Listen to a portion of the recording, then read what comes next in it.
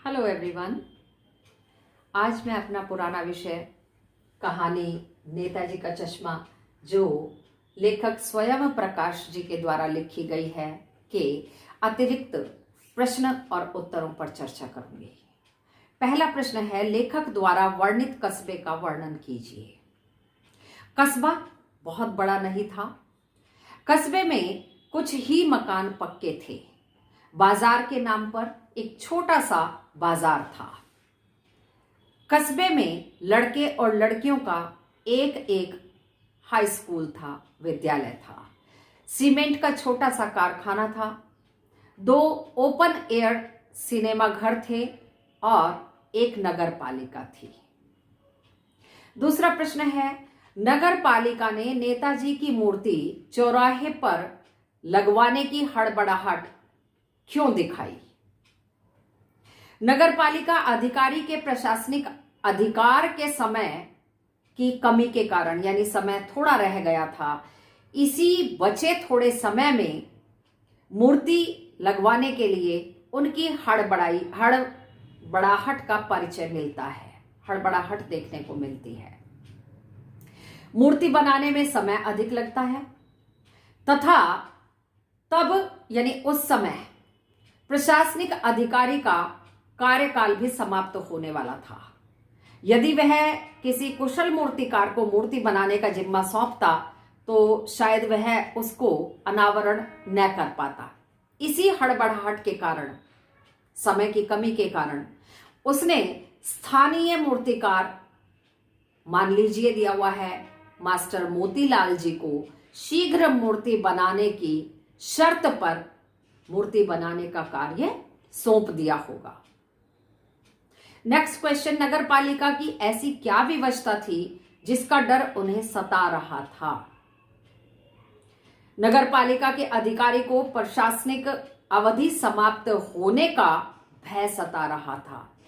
और यह भय उनके लिए भी होता है जब कोई अपने कार्यकाल में डेवलपमेंट के लिए जो अमाउंट दिया जाता है गवर्नमेंट के द्वारा और वह कार्य नहीं करता, मतलब बजाय सामाजिक विकास के स्वयं का विकास कर जाते हैं, वह भय सता रहा था। उनका बहुत सा समय किसी अच्छे मूर्तिकार की जानकारी न होने के कारण और पत्र व्यवहार में ही व्यतीत हो गया था। दूसरा, बजट कहीं अधिक ना हो जाए, ये भी डर था।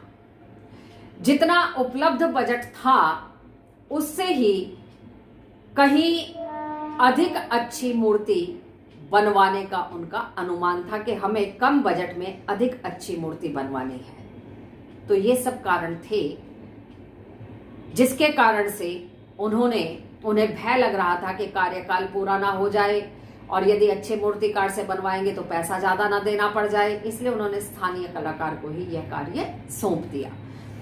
नेक्स्ट क्वेश्चन है, नेताजी की मूर्ति में कौन सी कसर खटकती थी और क्यों? यद्यपि नेताजी की मूर्ति सभी महानताएं उसमें नेताजी की दिखाई देती थी और उनके किए गए कार्यों की भी याद आ जाती थी उनकी मूर्ति देखकर। दिल्ली चलो, तुम मुझे खून दो, मैं तुम्हें आजादी दूंगा, जिस तरह के नारे उन्होंने दिए, मूर्ति को देखकर स्वतः ही वो याद स्मरण हो आते थे। और उनकी सारी स्मृतियां स्मृति पटल पर मूर्ति के दर्शन मात्र से ही याद हो आती थी। परंतु नेताजी की मूर्ति की आंखों पर चश्मा नहीं था, जो उनके चश्मे से एक विशेष पहचान थी। आंखों पर चश्मा न होने की बात मूर्ति देखते ही सारी खूबियां होते हुए भी वो कमी बहुत प्रबलता के साथ खटकती थी, कमी महसूस होती थी। नेक्स्ट क्वेश्चन है, नेताजी की मूर्ति पर ओरिजिनल चश्मा देखकर एक और हालदार साहब कौतुक भरी मुस्कान बखेरते हैं कि वाह भाई, ये क्या बात हुई, मूर्ति पत्थर की संगमरमर की है और चश्मा रियल। और दूसरी ही ओर वे कहते हैं, देशभक्ति भी आजकल मजाक का विषय होती जा रही है। हालदार साहब की दोनों बातों में क्या संबंध दिखाई देता है। नेताजी की मूर्ति पर ओरिजिनल चश्मा देखकर हालदार साहब की कौतुक भरी मुस्कान सकारात्मक भावना की प्रेरक है। वे अपने हृदय की व्यथा को छिपाते हुए अनायास ही कह उठते हैं कि मूर्ति, चश्मा आदि के पीछे जुड़ी भावनाओं का सम्मान हम सबको करना चाहिए और उनका यह प्रयास वास्तव में सराहनीय है। अन्यथा देशभक्ति आजकल मजाक की चीज बनकर रह गई है। अतः हालदार साहब के हृदय में दोनों बातों में उनकी व्यथा प्रकट होती है, दिखाई देती है कि आज इतना ही सही, किंतु आगे चलकर यह भावना देखने को मिलेगी भी कि नहीं देशभक्ति की, क्योंकि आने वाली संतानों को तो कहानियां बताने वाले ही नहीं हैं, उनको स्वयं नहीं पता है, समय नहीं है, तो ये बहुत सारी बातें आ जाती हैं। कैसे पता चलेगा हमारी आने वाली पीढ़ियों। नेक्स्ट क्वेश्चन, हालदार साहब के लिए कौन सा कौतूहल दुर्दमनीय हो उठा जिसे पान वाले से पूछे बिना वे रह ही नहीं सके। हालदार साहब जब तीसरी बार कस्बे से गुजरे और चौराहे पर रुककर उन्होंने पान खाया तो उन्होंने मूर्ति को गौर से देखा, ध्यान से देखा। तो इस बार फिर तीसरी बार चश्मा तीसरा लगा हुआ था, बदला हुआ था। मूर्ति का चश्मा बदले जाने का कारण जानने का कौतूहल अब दुर्दमनीय हो गया था। हर 15 दिन में वो उस कस्बे से गुजरते थे कि हर बार चश्मा बदला हुआ, ऐसा कैसे हो सकता है। फलस्वरूप उन्होंने पान वाले से पूछ ही लिया कि यह तुम्हारे नेताजी का चश्मा हर बार बदल कैसे जाता है, क्या कारण है इसका। नेक्स्ट क्वेश्चन, सभी व्यक्ति हालदार साहब की तरह सकारात्मक सोच नहीं रखते हैं। पान वाले की तरह अन्य लोग भी कुछ और सोचते और कहते होंगे कि कैप्टन देशभक्त न होकर एक चालाक व्यक्ति है, चतुर व्यक्ति है। ऐसे लोगों की और क्या क्या टिप्पणियां हो सकती हैं। पान वाले की तरह कुछ अन्य लोग भी कैप्टन को चतुर व्यक्ति मानते होंगे, बताते होंगे कि कैप्टन ने अपने चश्मों को बेचने के लिए, उन चश्मों के प्रचार के लिए नेताजी की मूर्ति को माध्यम बना लिया है। अपने चश्मों को बेचने के लिए वह, बताइए, एक देशभक्त का, एक बलिदानी का विज्ञापन के रूप में प्रयोग कर रहा है। इसीलिए वह नित्य चश्मे बदल देता है उनकी मूर्ति पर। देखने में हालांकि वह मरियल सा है, दिव्यांग भी है, पर दिमाग से देखो कितना चतुर है कि उसने नेताजी की मूर्ति को भी अपने चश्मों के प्रचार के लिए नहीं बख्शा और कुशाग्र बुद्धि के साथ साथ वह सहानुभूति बटोरने में भी कुशल है, प्रवीण है। सुभाष चंद्र बोस के प्रति सचमुच में यदि श्रद्धा उसके मन में होती तो वह रोज रोज चश्मे बदलकर लगाना और फिर उसी चश्मे के फ्रेम को बेच देना, ऐसे कार्य भला क्यों करता। तो सबकी अपनी समझ है, अपनी सोच है। वही बात यहां स्पष्ट हो जाती है कि एक ग्लास में आधा ग्लास पानी भरा हुआ है। जो सकारात्मक सोच वाला होगा वो कहेगा आधा ग्लास भरा है, और जिसकी सोच नकारात्मक होगी वह कहेगा आधा ग्लास खाली है। तो यह डिपेंड करता है हमारी सोच के ऊपर। कैप्टन हालदार साहब के लिए सहानुभूति का पात्र क्यों था। कैप्टन चश्मे वाला हालदार साहब के लिए सहानुभूति का पात्र इसलिए था कि जब तक हालदार साहब ने कैप्टन को नहीं देखा था तब तक तो वो ये समझते थे कि वो शायद नेताजी के साथ फौज में रहा होगा, नेताजी के साथ उसने फौज में काम किया होगा, कैप्टन की पोस्ट पे संभवतः रहा हो, इसीलिए लोग उसे कैप्टन कहते हैं। परंतु जब उन्होंने कैप्टन को साक्षात देखा तो वे अवाक रह गए।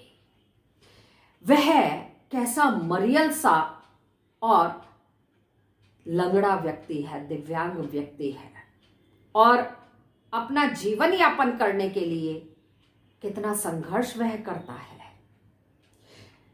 जो ऐसे व्यक्ति के लिए उचित नहीं है, अपेक्षित नहीं है। लेकिन वह बेचारा विवश है, मजबूर है।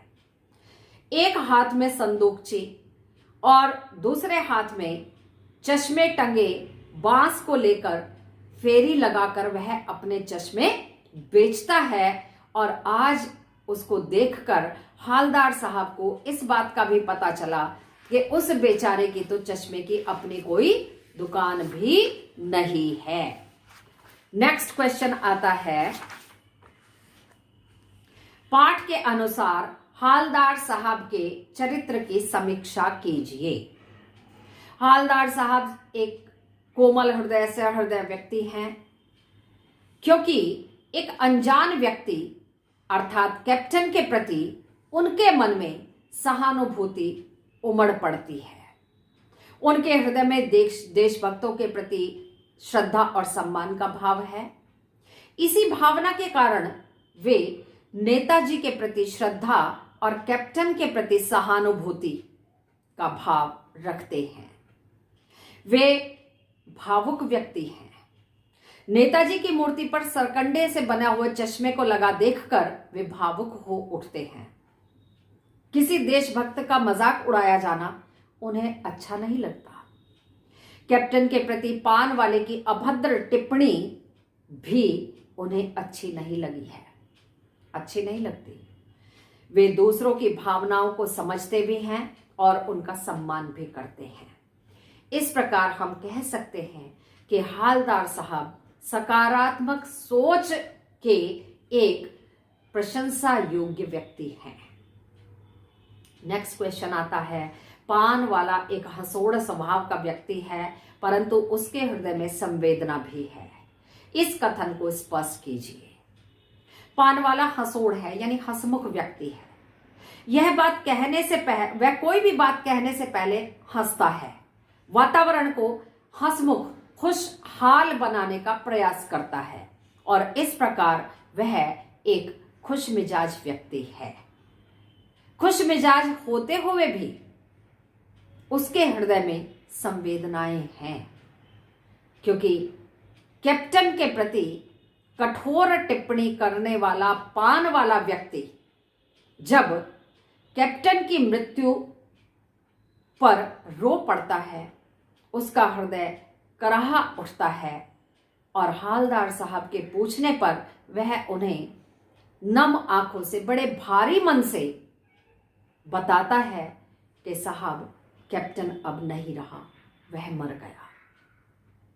नेक्स्ट क्वेश्चन है, कैप्टन यानी चश्मे वाला मूर्ति का चश्मा बार बार क्यों बदल देता था? नेताजी का चश्मा पाठ के आधार पर स्पष्ट कीजिए। कैप्टन अपने इने गिने चश्मों में से एक चश्मा नेताजी के प्रति अपनी श्रद्धा के कारण, उनके सम्मान के कारण लगा देता था, किंतु यदि कोई ग्राहक आकर उससे वही चश्मा मांगता था तो वह उतारकर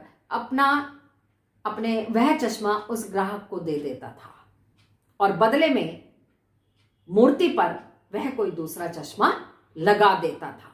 इसीलिए कैप्टन मूर्ति का चश्मा बार बार बदल देता था। ये कारण था उसका कि यदि किसी ग्राहक ने आकर वही चश्मा मांगा जो मूर्ति पर लगा है तो वो उतार कर दे देता था, क्योंकि उसके पास बहुत बड़ी तो दुकान थी नहीं कि वैसा ही दे दे। वो तो घूम घूम कर फेरी लगाकर चश्मे बेचने का काम करता था।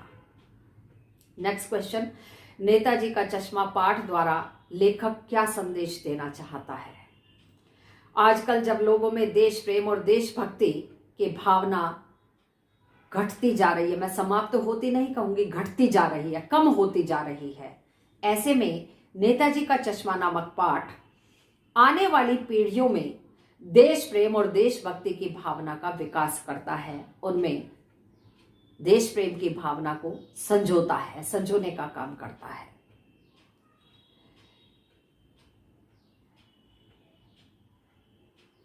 कैप्टन जैसा मरियल व्यक्ति, दुर्बल व्यक्ति अपने सीमित साधनों के माध्यम से नेताजी की चश्मा विहीन मूर्ति पर चश्मा लगाकर उन्हें संपूर्णता प्रदान करने का कार्य करता है, उनके सम्मान को बचाने का काम करता है, उनके प्रति अपने सम्मान को अभिव्यक्त करता है। बच्चों द्वारा सरकंडे का चश्मा लगाया जाना हमें अपने देश के प्रति तथा देशभक्ति की भावना को मजबूत बनाने का, उसे सुदृढ़ बनाने का संदेश देता है। आज का अंतिम प्रश्न है, हालदार साहब मूर्ति पर सरकंडे का चश्मा देखकर भावुक क्यों हो उठे? बिना चश्मे वाली मूर्ति देखना हालदार साहब को अच्छा नहीं लगता था, इसीलिए वे मूर्ति पर सरकंडे का चश्मा देखकर भावुक हो उठे। उन्हें यह सोचकर बहुत संतोष हुआ कि कैप्टन के बाद भी चश्मा लगाने की परंपरा को निभाने वाला कोई तो है, जो इस आशा को भी बंधाता है कि नहीं, भविष्य में भी कभी नेताजी की मूर्ति चश्मा विहीन नहीं होगी, भले ही वह कोई बच्चा क्यों ना हो। उन्हें यह भी विश्वास हो गया कि अब जो एक कमी मूर्ति को देखकर विशेष रूप से खलती है कि चश्मा नहीं है, वह कमी अब दिखाई नहीं देगी। और इन सब बातों से हालदार साहब के सकारात्मक सोच तथा देश के प्रति सम्मान और देशभक्तों के प्रति श्रद्धा का भाव अभिव्यक्त होता है। आज के अंक में यहीं तक। अगले अंक में फिर एक नए विषय के साथ आपके समक्ष आऊंगी। धन्यवाद।